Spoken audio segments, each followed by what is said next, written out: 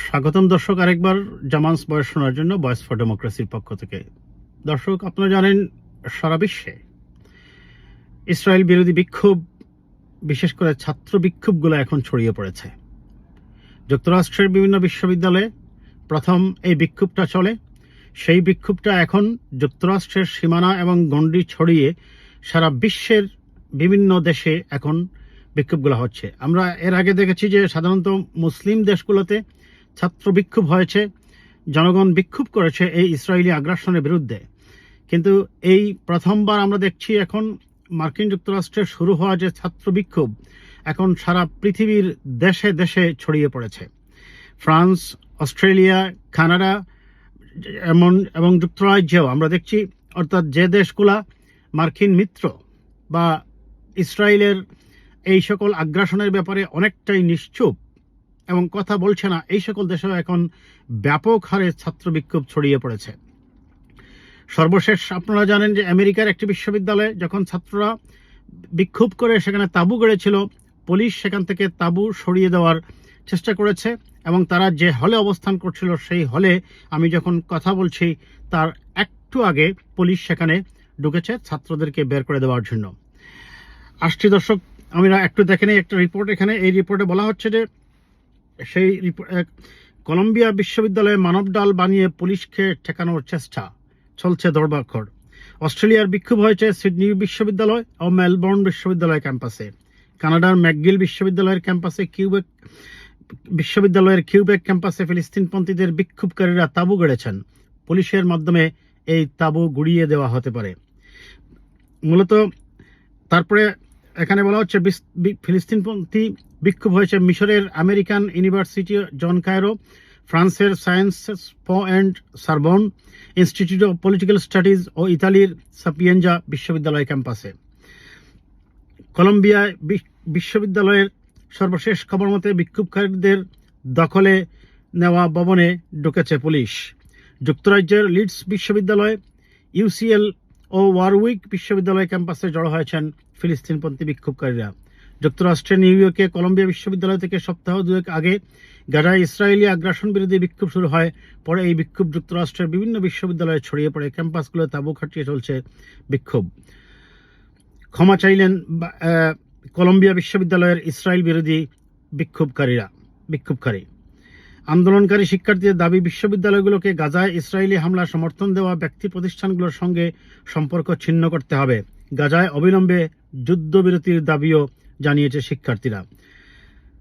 তারপরে যুক্তরাষ্ট্রের বিশ্ববিদ্যালয়ের শিক্ষার্থীদের বিক্ষোভ কি বার্তা দিচ্ছে। যাই হোক, আসছি আমরা এই আলোচনায় দর্শক। এখন প্রশ্ন হচ্ছে দর্শক, সারা বিশ্বেই তো আমরা দেখছি যে এইভাবে একের পর এক বিক্ষোভ হচ্ছে, ছাত্র বিক্ষোভ হচ্ছে। এর আগে আমরা দেখেছি দেশে দেশে গণসংগঠনগুলো বিক্ষোভ করেছে। কিন্তু এই বিক্ষোভের ফলে কি হতে পারে? বিশ্লেষকরা যুক্তি দিচ্ছেন, ফিলিস্তিনিদের ব্যাপারে আগের চেয়ে আরও বেশি সহানুভূতিশীল এই তরুণ মার্কিন প্রজন্ম। তাদের সঙ্গে আগের প্রজন্মের মানুষের মতামতের পার্থক্য জো বাইডেনের পুনরায় প্রেসিডেন্ট নির্বাচনে জয়ী হওয়ার সম্ভাবনায় ঝুঁকি তৈরি করেছে।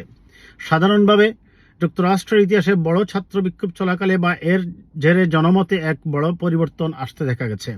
দেশের রাজনীতিতে পরিবর্তনের ভিত্তি হয়ে উঠতে পারে ক্যাম্পাসের এই বিক্ষোভ। কম বেশি এমন একটা ধারণা আছে এই বিক্ষোভে এই দেশের ভবিষ্যৎ নির্ধারণ হতে পারে। যাই হোক দর্শক, এই খবরগুলো এখানে এই প্রকাশ পাচ্ছে। এখন কেন এই ইসরায়েলকে থামানো যাচ্ছে না, আমরা যদি একটু সেটা বিশ্লেষণে যাই। এই ফিলিস্তিন জাতিগোষ্ঠী তাদের স্বাধীনতার জন্য কম বেশি প্রায় 70 বছর থেকে তারা আন্দোলন সংগ্রাম করছে। তাদের বাড়িঘর দখলে নিয়ে নিচ্ছে এই জায়নবাদী রাষ্ট্রটা, এবং তাদেরকে এমনকি মধ্যরাতে এসে তারা অনেক সময় কি করে, যারা যুগ যুগ ধরে তাদের ফিলিস্তিনি বাড়িঘরে বসবাস করছে তাদেরকে বলা হয় রাত্রেবেলা এসে তোমরা 1 ঘন্টার মধ্যে বাড়ি ছেড়ে চলে যাও, অন্যথায় তোমাদেরকে শুট করে মেরে ফেলা হবে। এই ধরনের অন্যায় এবং বর্বরতা নিশ্চয়ই পৃথিবীর কোনো সভ্য সমাজ এটা মানে না। এখন মার্কিন যুক্তরাষ্ট্র বরাবরের মতো, আপনারা জানেন, ইভেন এই গত 2 সপ্তাহ আগেও জাতিসংঘে আবার একটা ভোট হয়েছিল ফিলিস্তিনকে পূর্ণ সদস্য রাষ্ট্র দেওয়ার জন্য। সেখানে মার্কিন যুক্তরাষ্ট্র বরাবরের মতো আবারও ভেটো প্রয়োগ করে।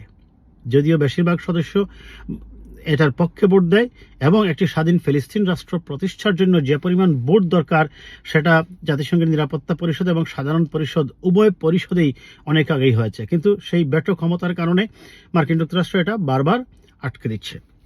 এখন তাহলে আসলে চাচ্ছেটা কি? মার্কিন যুক্তরাষ্ট্র কি ইসরায়েলের মাধ্যমে শুধুমাত্র এখানে একটি নির্দিষ্ট সীমায় একটি ইসরায়েলি রাষ্ট্র প্রতিষ্ঠা করবে, নাকি তাদের কোনো সুদূর প্রসারী পরিকল্পনা আছে? আমি এখানে ইংল্যান্ডে আমার এক কর্মস্থলে আমাকে একদিন এক জুইশ কথা প্রসঙ্গে বলছিল যে তোমরা এই যে ফিলিস্তিন নিয়ে আন্দোলন করছো বা ফিলিস্তিন নিয়ে কথা বলছো, বাস্তবতা হচ্ছে এই ইসরায়েল রাষ্ট্র প্রতিষ্ঠার জন্য এবং ধীরে ধীরে মধ্যপ্রাচ্যের অবস্থাটা আজ থেকে সেই 1400 বছর আগের ঘটনায় বা সেই পরিস্থিতিতে নিয়ে যাওয়ার পরিকল্পনায় আছে। এবং সে বলছে যে 300 বছর এর মধ্যে তারা সেই আগের অবস্থায় নিয়ে যাবে।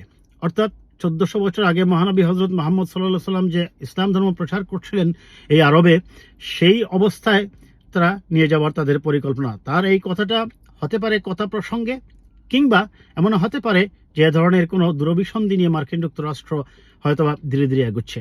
এটা মনে করার কারণে আজকে ইসরায়েলিরা প্যালেস্টাইনিদেরকে উৎখাত করছে। যদি তারা এখানে শক্তিশালী রাষ্ট্র হয় এবং ইতিমধ্যেই তাদের মধ্যে পারমাণবিক সক্ষমতা আছে বলে অনেকেই বিশ্বাস করেন, এমনকি অনেকেই বলছেন প্রায় 390টির মতো পারমাণবিক অস্ত্র তাদের কাছে আছে। এবং তাদের যদি এই পরিকল্পনা থেকেই থাকে তাহলে তারা শুধু যে প্যালেস্টাইনের মধ্যেই সীমাবদ্ধ থাকবে বলে আমি অন্ততপক্ষে মনে করি না। ধীরে ধীরে সময়ের প্রয়োজনে, কালের বিবর্তনে তারা মধ্যপ্রাচ্যের অন্যান্য দেশগুলোতেও তাদের প্রভাব বিস্তার করবে, তাদের আয়তন বৃদ্ধি করবে। এবং তারা কিন্তু সেই কাজটাই করতেছে। একসাথে কিন্তু পুরো ফিলিস্তিন দখলে নেয়নি। কিছুদিন পরপর ফিলিস্তিনের কিছু জায়গায় তারা অ্যানেক্সেশন করে বা বসতি স্থাপন করে, বর্ধিতকরণ করে, এরপরে আরও কিছু জায়গা নেয়, তারপর এখানে এনে আবার ইহুদি বসতি স্থাপন করে। কাজেই এই বিশ্ববিদ্যালয়ের গুলাতে বিক্ষোভ যে পরিবর্তন করবে তা নয়, কিন্তু সারা বিশ্বের জনমত যে এখন ফিলিস্তিনদের পক্ষে গড়ে উঠছে এটা নিঃসন্দেহে বলা যায়। তার প্রমাণ হিসেবে আপনারা দেখেছেন অতি সম্প্রতি জ্যামাইকাও ফিলিস্তিনকে একটি স্বাধীন রাষ্ট্র হিসেবে স্বীকৃতি দিয়েছে এবং ইইউ তারাও বলছে তারা ফিলিস্তিনকে একটি স্বাধীন রাষ্ট্র হিসেবে তারা স্বীকৃতি দেবে। এমনকি স্পেন, তারপরে আপনার বেলজিয়াম এবং আয়ারল্যান্ড তারা স্পষ্ট করেই বলেছে ফিলিস্তিনিদের স্বাধীনতার পক্ষে। এখন দেখা যাক দর্শক, এই বিক্ষোভ ধীরে ধীরে যদি আরও ধানা বাঁধে ওঠে, আমি মনে করি আমার বাংলাদেশেও ছাত্র সংগঠনগুলো অলরেডি তারা বিক্ষোভ করছেন আরও ব্যাপক হারে। আমি জানি অনেকেই বলবেন যে এই বিক্ষোভে কিছুই হবে না, কিন্তু এই বিক্ষোভ সারা বিশ্বের জনমতে মিডিয়ার কাছে উঠে এসে মার্কিন প্রশাসনকে এই চাপে অন্তত এইটুকু বোঝে হয়তো কিছুটা হলেও সহযোগিতা করবে, যেটা ফিলিস্তিনিদের রাইট, তারা তাদের একটি স্বাধীন আবাসভূমি পাওয়ার যোগ্যতা রাখে। মজলুম ফিলিস্তিনিবাসী একদিন তাদের স্বাধীনতার পতাকা ওড়াবেই, সেই প্রত্যাশা করি। ভালো থাকবেন দর্শক, কথা হবে আবার কোনো বিষয় নিয়ে।